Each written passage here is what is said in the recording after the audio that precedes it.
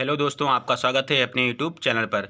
दोस्तों, आज वीडियो में यूपीएससी पीईटी के एग्ज़ाम जो होने वाला है, इसमें मौर्य वंश का टॉपिक दिया गया है, जो कि इससे ज़रूर क्वेश्चन आता है, तो उसको आज देखेंगे। दोस्तों, जो लोग यूपीएससी पीईटी की तैयारी कर रहे हैं और वो हमारे नोट से तैयारी करना चाहते हैं और हमारी तरह ही 80 मार्क्स लाना चाहते हैं, तो हमारे नोट्स को ज़रूर पढ़ें। और अगर ये आपको नोट्स हमारे अच्छे लगेंगे तो वीडियो को लाइक और दोस्तों में शेयर ज़रूर करिएगा। चलिए स्टार्ट करते हैं मौर्य वंश के बारे में। दोस्तों, मौर्य वंश जो स्टार्ट हुआ था, ये हुआ था 322 ईसा पूर्व से लेकर 187 ईसा पूर्व तक चला था, जिसमें कई राजवंश ने राज किए, कई राजाओं ने। तो सबसे पहले जो मौर्य वंश के संस्थापक माने जाते हैं वो चंद्रगुप्त मौर्य माने जाते हैं। इनका जो शासनकाल रहा था 322 ईसा पूर्व से लेकर 298 ईसा पूर्व तक रहा था। चलिए बात करते हैं इनकी मौर्य वंश कैसे स्टार्ट हुआ। तो मौर्य वंश जो था, चंद्रगुप्त मौर्य ने नंद वंश के अंतिम शासक कौन थे, घनानंद को हराकर चंद्रगुप्त मौर्य ने मौर्य वंश की स्थापना की थी। दोस्तों, ये याद रखना है कि नंद वंश का अंतिम शासक घनानंद को किसने हराया था, चंद्रगुप्त मौर्य ने। और चंद्रगुप्त मौर्य ने जब हराया तो मौर्य वंश की स्थापना की। यहाँ पे बताया गया है कि चाणक्य की मदद से वह पंजाब का सम्राट बन गया। ठीक है, कौन बन गया था, चंद्रगुप्त मौर्य। चलिए आगे बात करते हैं।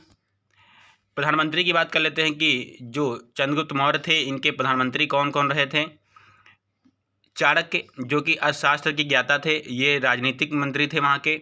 कौटिल्य, विष्णुगुप्त, भारत का मैकियावाली, ये सब नाम जाना जाता है चाणक्य का। ध्यान रखना है, चाणक्य को कौटिल्य के नाम से, विष्णुगुप्त के नाम से, भारत का मैकियावाली के नाम से भी जाना जाता है। और प्रधानमंत्री कौन थे, चाणक्य थे, जो कि अर्थशास्त्र, राजनीतिक के शास्त्र जाने जाते हैं। चलिए आगे बात करते हैं कि पत्नी जो चंद्रगुप्त मौर्य थी, इनकी जो पत्नियां थीं, ये दो पत्नियां थीं। पहला है दुर्दशा और दूसरे का नाम था कार्नेलिया हेलेना। Cornelia Helena. पहले दिया गया है कि दुर्दशा, ये बिंदुसार का जन्म इन्हीं से हुआ था। बिंदुसार जो इनके पुत्र हुआ है, जो चंद्रगुप्त मौर्य थे, इनका पुत्र एक बिंदुसार है। बिंदुसार के पुत्र थे अशोक। अशोक के बारे में आगे पढ़ते हैं अभी। तो कार्नेलिया हेलेना ये सेल्यूकस की पुत्री थी। इनका विवाह भी चंद्रगुप्त मौर्य के साथ किया गया था। तो दो पत्नियां थी इनकी, दुर्दशा और कार्नेलिया हेलेना। चलिए आगे बात करते हैं कि चंद्रगुप्त मौर्य की जानकारी कहाँ से मिलती है। जो चंद्रगुप्त मौर्य की संज्ञा का साक्ष्य रुद्रदामन के जूनागढ़ अभिलेख से मिलता है। आगे दिया गया है कि यहाँ पे चंद्रगुप्त व सेल्यूकस निकेटर के मध्य युद्ध हुआ था। इसमें पराजित किया था सेल्यूकस निकेटर को 305 ईसा पूर्व में। कौन से 3 से 5 ईसा पूर्व में पराजित किया था सेल्यूकस निकेटर को। आगे संधि करने के पश्चात सेल्यूकस निकेटर जब हार गए थे, तो संधि करने के पश्चात सेल्यूकस निकेटर ने अपनी पुत्री का विवाह चंद्रगुप्त से कर दिया था। जो चंद्रगुप्त मौर्य का विवाह की दो पत्नियों के साथ हुआ था। एक का नाम था दुर्दशा, दूसरा का नाम था कार्नेलिया हेलेना। ध्यान रखिएगा दोस्तों, जो कार्नेलिया हेलेना था, ये सेल्यूकस निकेटर की पुत्री थी और युद्ध में हार गया था। उसके बाद चंद्रगुप्त मौर्य ने युद्ध में हराया था सेल्यूकस निकेटर को, और इसके बाद संधि होने के बाद शादी कर दी गई थी। नेक्स्ट यहाँ पे पॉइंट दिया गया कि मेगास्थनीज जो था वो सेल्यूकस निकेटर का ही राजदूत था। ये पूछा जाता है कि मेगास्थनीज किसके शासन काल में भारत आया था। तो ये थे चंद्रगुप्त मौर्य के शासनकाल में मेगास्थनीज भारत आया था, जो कि सेल्यूकस निकेटर का राजदूत था। विवाह में दहेज के रूप में सेल्यूकस निकेटर ने विवाह जब किया था अपनी पुत्री का, तो उसमें 500 हाथी और काबुल, तरान, कांधार आदि क्षेत्र भी दिए थे सेल्यूकस निकेटर ने चंद्रगुप्त मौर्य को। आगे बताया गया है कि यूनानियों के द्वारा चंद्रगुप्त को यहाँ पे क्या कहा जाता है, सेंड्रोकोटस कहा जाता है। तो जो यूनानी थे, उन्होंने चंद्रगुप्त मौर्य को सेंड्रोकोटस भी कहा है। अंतिम समय में चंद्रगुप्त मौर्य ने जैन धर्म को स्वीकार किया था। तो यहाँ पे पूछा जाता है कि जो चंद्रगुप्त मौर्य थे वो किस धर्म को मानते थे, जैन धर्म को मानते थे। और इनके जो जैन गुरु थे भद्रबाहु थे। कौन थे? भद्रभाव। 2 भागों में डिवाइड हुआ था जैन धर्म, तो उसमें एक थे भद्रभाव, दूसरे थे स्थूलभाव। तो ये भद्रभाव ये गुरु थे जिससे जैन धर्म स्वीकार किया था चंद्रगुप्त मौर्य ने। दोस्तों अगर वीडियो अच्छा लग रहा है तो वीडियो को लाइक और दोस्तों में शेयर जरूर करिएगा। आगे बात करते हैं कि इंडिका में क्या दिया गया है। तो इंडिका जो मेगास्थनीज ने लिखा है, मेगास्थनीज वहीं जो सेल्यूकस निकेटर का राजदूत था और चंद्रगुप्त मौर्य के शासनकाल में भारत आया था। तो इन्होंने पाटलिपुत्र का प्रशासन के बारे में अपनी बुक में इंडिका में लिखा है। सुदर्शन झील का निर्माण चंद्र के राज्यपाल जो सौराष्ट्र के राज्यपाल थे पुष्यगुप्त ने करवाया था। तो इसको ध्यान रखना है, सुदर्शन झील का निर्माण पुष्यगुप्त ने करवाया था।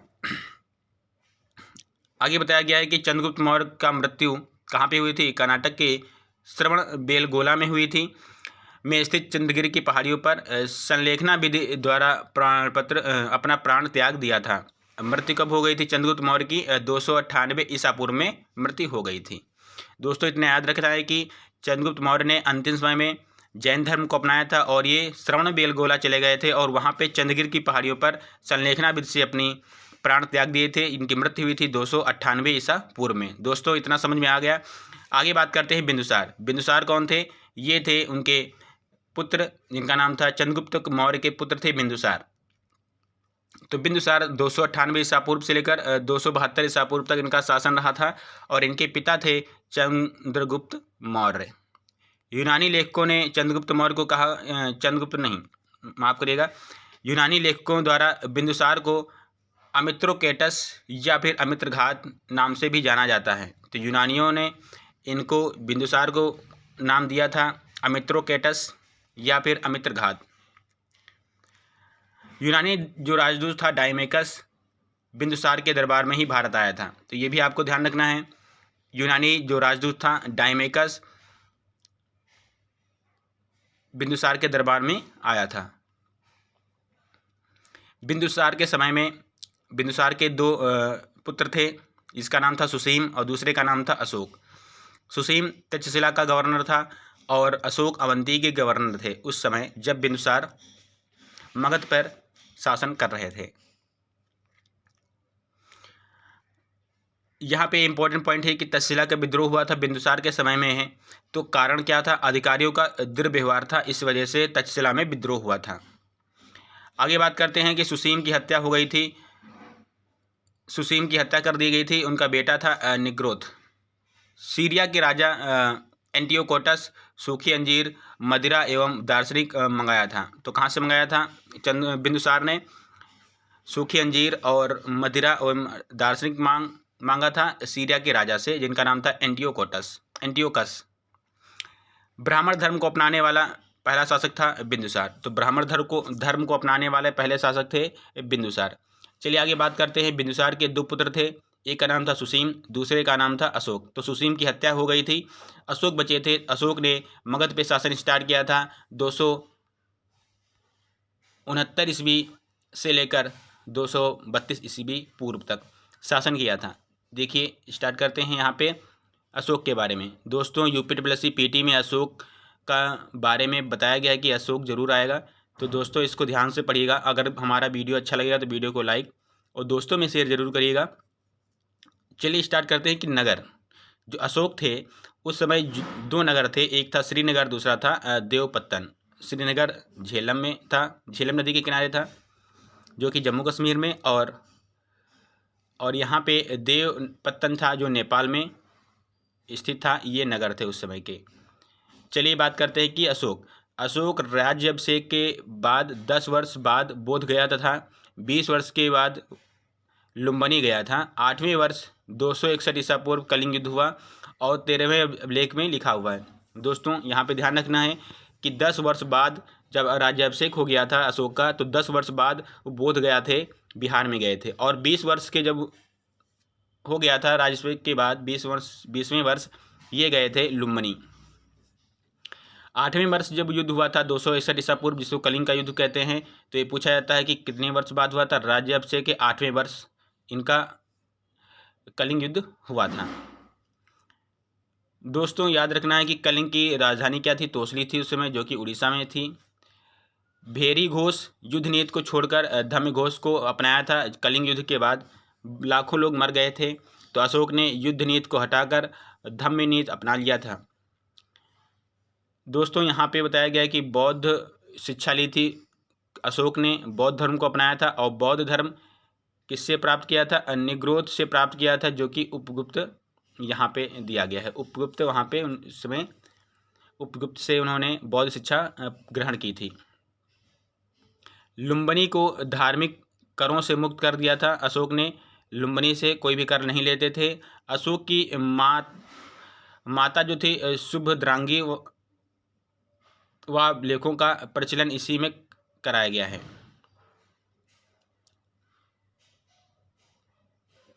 चलिए, पत्नियां क्या थीं? अशोक की 2 पत्नियां थीं, एक का नाम था असंधिमित्रा और दूसरे का नाम था कारुवाकी।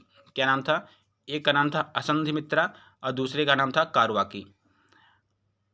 असंधिमित्रा से 2 यहाँ पे दिया गया है, महेंद्र और संघमित्र, और यहाँ पे कारुवाकी से तीवर। इतने पुत्र इनके जन्म लिए थे। आगे अशोक ने बौद्ध धर्म के प्रचार के लिए महेंद्र और संघमित्रा को श्रीलंका भेज दिया था। अशोक की पत्नी क्या? पद्मावती, जो इससे पुत्र हुआ था कुणाल। आगे बात करते हैं अशोक के समय में कितने प्रांतीय प्रशासन थे? तो कुल 5 प्रांतीय प्रशासन थे। ये पूछा जाता है कि उस समय कितने थे? तो 5 थे, और 5 के नेम आपको उनकी राजधानी याद रखना है। उत्तरापथ की राजधानी उस समय तक्षशिला थी। दक्षिणापथ की राजधानी स्वर्णगिरी थी। अवंती की राजधानी उज्जैनी थी, और कलिंग की राजधानी तोसली, और उस समय प्राची की पाटलिपुत्री। तो यहाँ पे आपको याद रखना है कि उस प्रांतीय प्रशासन 5 भागों में डिवाइड था अशोक के समय में, और सभी की राजधानी आपको याद रखनी है। आगे यहाँ पे शिलालेखों का निर्माण कराया था अशोक ने, तो उन्हीं के बारे में जानकारी आगे दी गई है। धार्मिक सिद्धांतों से परिचित कराने के लिए अशोक ने चट्टानों, स्तंभों व गुफाओं में भी लेख लिखवाए थे। तो धार्मिक सिद्धांतों से परिचित कराने के लिए लोगों को चट्टानों, स्तंभों और गुफाओं में भी चित्रलेख या लेख लिखवाए थे। यहाँ पे शिलालेख, कुल शिलालेख कितने थे? 14 शिलालेख थे। कुल थे 14 शिलालेख। इसमें अशोक की धार्मिक यात्राओं, धर्म के नियमों, अहिंसा की नीतियों के विषय में लिखा हुआ है। तो शिलालेख कुल कितने थे? 14 थे।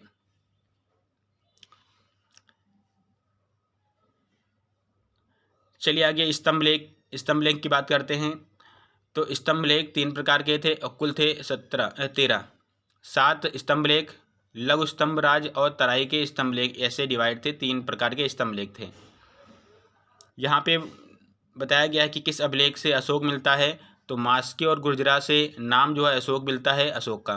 तो यहाँ पे ध्यान रखना, पूछा जाता है कि इस अभिलेख से मास्के और गुर्जरा से। भब्रू अभिलेख से मगध का सम्राट खुद को बताया गया अशोक को। तो भब्रू अभिलेख से खुद का सम्राट अशोक बताया गया है भब्रू अभिलेख में। अशोक के शिलालेखों को सबसे पहले किसने खोजा था? 1750 ईस्वी में पादरेटी पैंथेलर, और प्रथम पढ़ने वाले थे जेम्स प्रिसेप, जो कि 1837 में पढ़ा था। तो पढ़ने वाले थे जेम्स प्रिसेप, और खोजा था 1750 में पादरेटी और पैंथेलर, मतलब एक ही नेम है, पादरेटी पैंथेलर। कुल अभिलेख कितने हैं? 182, और स्थान कहाँ पे हैं? 47 स्थानों पे 182 कुल अभिलेख हैं। शिलालेख की बात करते हैं, कुछ इंपॉर्टेंट शिलालेख। जो पहला शिलालेख है वो पशुबल के निषेध के बारे में बताता है कि पशुबल की निंदा की जाए। दूसरा है शिलालेख जो कि पशु चिकित्सा और दक्षिण राज्यों में चेर चोल पांड्यों के बारे में बताता है। चौथा है इसमें भेरी घोष की जगह पे धम्म घोष अपनाया था, जो कि कलिंग युद्ध के बाद उन्होंने अपनाया था, उसमें लिखा हुआ है चौथे अभिलेख में। छठा अभिलेख जो अमात्र नियंत्रण में दिया गया है, और 8वां अभिलेख जो है यात्रा के बारे में बताता है उनके। 13वां अभिलेख जो है वो कलिंग युद्ध के बारे में बताता है, और 14वां अभिलेख धार्मिक सद्भावना का अभिलेख बताता है। सबसे जो बड़ा अभिलेख है ये 13वां अभिलेख है। यहाँ पे कुछ स्तंभ लेख हैं जो कि इंपॉर्टेंट हैं। दिल्ली टोपरा और मेरठ, दिल्ली मेरठ, ये फिरोज शाह तुगलक ने दिल्ली से टोपरा से दिल्ली ले आए थे और मेरठ से दिल्ली ले आए थे। ये फिरोज शाह तुगलक के समय में है। और प्रयाग कौशाम्बी और लौरिया अरेरजा ये जहांगीर के द्वारा लाया गया है, और लौरिया नंदनगढ़ ये 1 सिंह, और अशोक स्तंभ जो है ये 4 सिंह इस पे सारनाथ में दिए गए हैं। और अमपुरवा बिहार, ये भी एक सिंह इसमें दर्शाया गया है। गुफा की बात करते हैं, यहाँ पे 4 गुफा हैं, कर्ज, चौपार, सुदामा झोपड़ी और विश्व झोपड़ी, इतने हैं। दोस्तों अगर आपको वीडियो अच्छा लग रहा है तो वीडियो को लाइक और दोस्तों में शेयर जरूर करिएगा। सांची स्तूप की बात करते हैं तो सांची स्तूप अशोक ने बनवाया है। मगध साम्राज्य का अंतिम सम्राट बृहद्रथ थे, आपको ये भी याद रखना है। अशोक ने 84,000 स्तूपों का निर्माण करवाया था अपने शासनकाल में, और सबसे छोटा जो है रुमनदेही का अभिलेख है, तो अभी ध्यान रखना है, सबसे छोटा अभिलेख रुमनदेही अभिलेख जो कि नेपाल में है। अशोक ने जो लेख करवाए हैं किस पत्थर पे, पत्थरों को उत्तर प्रदेश के चुनार से लाए गए थे ये सारे पत्थर। अधिकांश अभिलेख किसमें लिखे हुए हैं, ब्राह्मी लिपि में। पूछा जाता है कि अशोक के अधिकांश जो अभिलेख हैं ब्राह्मी लिपि में लिखे हुए हैं, लेकिन 2 अभिलेख हैं खरोष्ठी लिपि में। कौन कौन से, मानसेहरा और सहबाजगढ़ी और मानसेहरा 2 लिपि में लिखे गए हैं खरोष्ठी लिपि में। और कांधार को छोड़कर सभी अभिलेख कितने लिखे हैं, किसमें लिखे हैं, प्राकृत भाषा में लिखे हुए हैं। दोस्तों अगर ये वीडियो अच्छा लगा तो वीडियो को लाइक और हमारे चैनल को सब्सक्राइब जरूर करिएगा। मूड हिस्ट्री चैनल है हमारा, इसको सब्सक्राइब कर लीजिए दोस्तों, अगर इसी तरह से UPSC PTE की तैयारी करना चाहते हैं। तब तक के लिए धन्यवाद।